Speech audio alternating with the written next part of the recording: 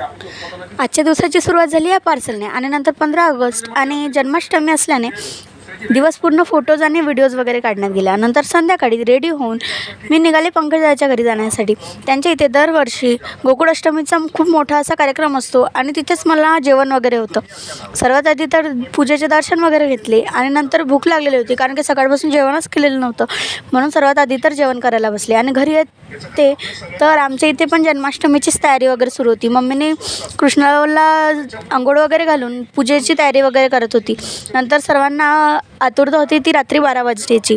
12 वगैरे वाजले, पाळणा वगैरे मम्मीने पाळणा म्हटला आणि नंतर जन्माष्टमीचं सेलिब्रेशन केलं आणि नंतर यशने नारळ वगैरे फोडलं आणि घरच्या पूजेचे दर्शन वगैरे घेतले.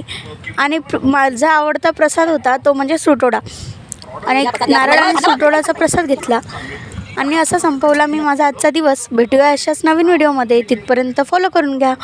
Bye bye.